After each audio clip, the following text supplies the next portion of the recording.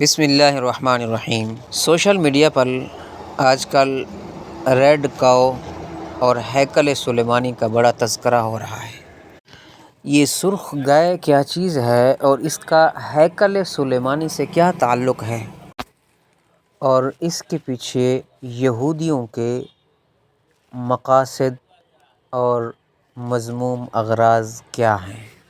یہ جاننا بھی ہمارے لیے ضروری ہے، اور اس کا امت مسلمہ کے مستقبل کے ساتھ، فلسطین کے مستقبل کے ساتھ اور مسجد اقصیٰ کے کیا تعلق ہے۔ یہ بڑی امپورٹنٹ باتیں ہیں، آج ہم ان کے حوالے سے ڈسکس کریں گے۔ لیکن اس سے پہلے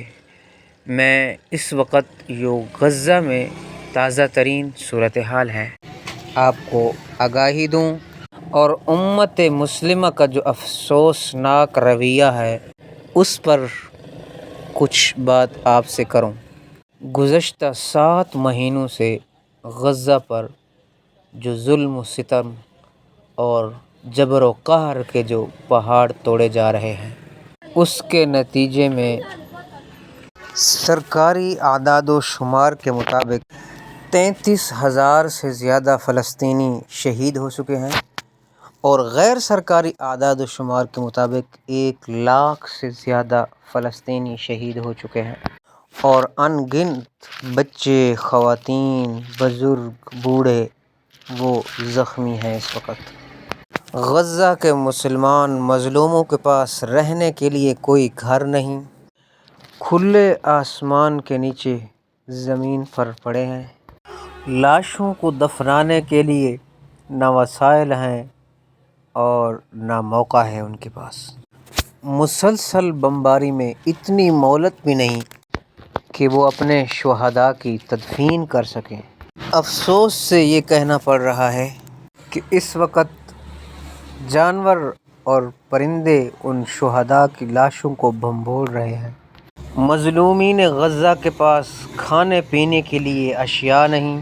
پوری دنیا مل کر اسرائیلیوں کو اسلحہ اور غذائی اجناس یہ مل کر ان کے ساتھ اس چیز کا تعاون کیا جا رہا ہے، اور پوری امت مسلمہ 57 ممالک مل کر ان غزہ کے مظلوم مسلمانوں کو ایک کین پانی پہنچانے پر قادر نہیں۔ ان مظلوموں پر جو ظلم توڑا جا رہا ہے، اس پر امت مسلمہ کی جو خاموشی ہے یہ مجرمانہ ہے، اور اس کے نتائج اور اس گناہ کی سزا پوری امت مسلمہ کو بھگتنی پڑے گی۔ سرخ گائے اور ہیکل سلیمانی، اس حوالے سے جو یہودی نظریات ہیں اس کو اسرائیل کے سرکاری ادارے نے مختلف ویڈیوز میں، مختلف مضامین میں خود ذکر کیا ہے۔ یہودیوں کا یہ عقیدہ ہے کہ ہمارا مسیحا دجال آئے گا، اور اس کے آنے کے بعد ہم پاور میں آئیں گے اور پوری دنیا پر ہم حکومت کریں گے۔ اور یہ بات یاد رہے کہ جس طرح ہم مسلمان امام مہدی علیہ السلام کو اپنا مسیحا اور نجات دہندہ سمجھتے ہیں کہ ان کے آنے سے دجال اپنی موت مرے گا اور امت مسلمہ زوال سے عروج کی طرف آئے گی، اسی طرح یہودی دجال کو اپنا مسیحا، اپنا نجات دہندہ، اپنے عروج کا ذریعہ سمجھتے ہیں۔ ان کا عقیدہ یہ ہے، ہمارا مسیحا دجال آئے گا تو ہمیں دنیا پر حکومت اور سلطنت حاصل ہوگی، لیکن دجال تب آئے گا جب اس کے آنے سے پہلے ہیکل سلیمانی کی تعمیر ہو جائے گی۔ اور ہیکل سلیمانی کہاں تعمیر ہوگا؟ عین اسی جگہ پر جہاں پر اب اس وقت مسلمانوں کا قبلہ اول مسجد اقصیٰ موجود ہے۔ یہ وہ جگہ ہے کہ جس پر یہودی ہیکل سلیمانی بنانا چاہتے ہیں۔ مطلب یہ ہوا کہ وہ یہ مسجد اقصیٰ کو شہید کریں گے اور اس کی جگہ ہیکل سلیمانی کی تعمیر کریں گے، لیکن ہیکل سلیمانی کی تعمیر تب ہوگی جب وہ اس سے پہلے ایک مخصوص قربانی کی، وہاں پر جب تک بچھڑے کی قربانی نہ کر دیں، جو ان کے نظریے اور عقیدے کے مطابق وہ قربانی ان کو گناہوں سے وہ پاک کر دے گی، اور وہ قربانی ہے سرخ رنگ کی گائے کی قربانی۔ آپ جانتے ہیں کہ قرآن مجید کے اندر سورۃ بقرہ میں جو بنی اسرائیل کا گائے والا قصہ ہے، اس میں ایک گائے کا ذکر ہے۔ ویسی ہی گائے کی تلاش میں یہ لوگ تھے۔ اب یہ بڑی مدت سے یہ گائے تلاش کر رہے تھے کہ وہ گائے مکمل سرخ ہو اور ایک بال بھی کسی اور کلر کا اس کے اندر موجود نہ ہو۔ بالآخر ان کی وہ تلاش اختتام کو پہنچی اور امریکہ میں سے وہ گائیں ان کو مل گئیں، اور ایک بھاری رقم کے معاوضے میں وہ گائیں انہوں نے خریدیں اور پھر اسرائیل لے کر آئے۔ ان گایوں کی یہ پرورش کرتے رہے، سرکاری سیکورٹی میں ان کی نگہبانی کرتے رہے، اور ان گایوں کی صحت کے لیے اور ان کی دیکھ بھال کے لیے اعلیٰ ڈاکٹرز کی ٹیم مختص کی گئی۔ اس گائے کی ایک مخصوص عمر ہے ان کے نزدیک کہ وہ گائے 3 سال کی ہو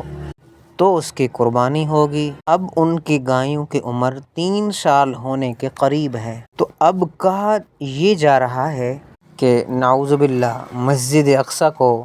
شہید کیا جائے گا، اور ہیکل سلیمانی کا جہاں دروازہ ہونا ہے اسی جگہ پر، عین اسی جگہ پر اس گائے کو پہلے ذبح کیا جائے گا، اور ذبح کرنے کے بعد اس گائے کے گوشت کے ٹکڑوں کو، اس کی کھال کو، اور اسی طرح اس کے خون کو، اس کی تمام اشیاء کو جلایا جائے گا، اور اس کی راکھ مخصوص یہودیوں کی ایک ٹیم ہے جنہوں نے اس تعمیر کی بنیادوں میں حصہ لینا ہے، ان کے ابدان ان کے اجسام پر ڈالی جائے گی، اور ان کے عقیدے کے مطابق یہ لوگ پاک ہو جائیں گے، پھر وہ اس قابل ہو جائیں گے کہ وہ ہیکل سلیمانی کی بنیادیں رکھیں اور اس کی تعمیر کریں۔ اس طرح وہ ہیکل سلیمانی کی تعمیر کریں گے، اور جب ہیکل سلیمانی کی تعمیر ہو جائے گی تو ان کے عقیدے، ان کے نظریے کے مطابق ہمارا مسیحا دجال آ جائے گا، اور ہم زوال سے عروج کی طرف چلیں گے، اور پوری دنیا پر ہم قبضہ، اقتدار اور سلطنت حاصل کریں گے۔ ان کے سارے اس منصوبے کے اندر آپ نے سمجھ لیا ہوگا کہ مسلمانوں کے حق میں یہ کس قدر خطرناک یہودیوں کا منصوبہ ہے۔ یعنی سب سے خطرناک بات یہ ہے کہ یہ جو غزہ کے اوپر چڑھائی کی گئی ہے، اقوام متحدہ کی قراردادیں آ گئیں، پوری دنیا نے مذمت کی ہے ان کی اس مذموم حرکت پر، لیکن اس کے باوجود اسرائیل رک نہیں رہا، جنگ سے باز نہیں آ رہا۔ وہ غزہ کے مسلمان مظلوموں کو سرے سے مٹانا چاہتا ہے، اس لیے کہ ان کو پتہ ہے کہ مسجد اقصی کی حفاظت کے لیے سب سے توانا اور سب سے مضبوط آواز جو ہے وہ مسلمانوں کے غیرت مند، اور یہ جو غزہ کے مسلمان ہیں ان کی سب سے طاقتور آواز ان غزہ کے غیرت مند مسلمانوں کی ہے۔ جب تک یہ رہے ہم اپنے اس منصوبے پر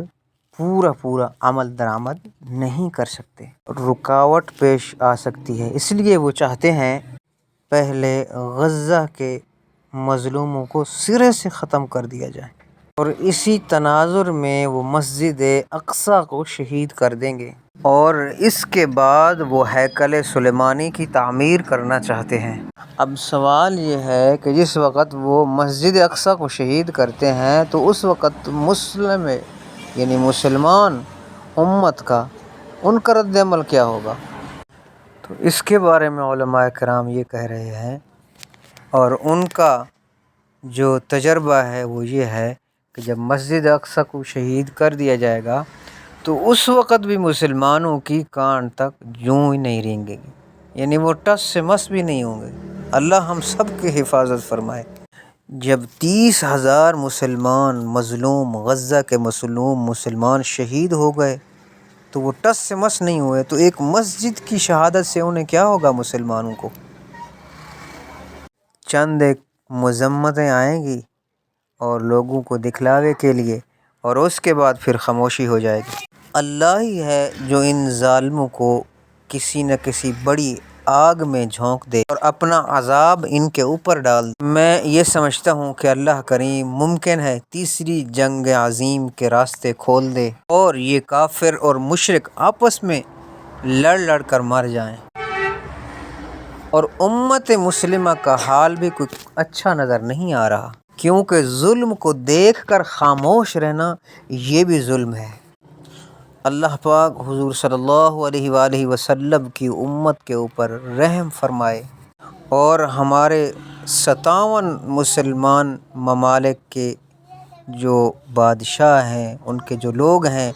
ان کے ضمیر کو اللہ کریم جگا دے۔ والسلام۔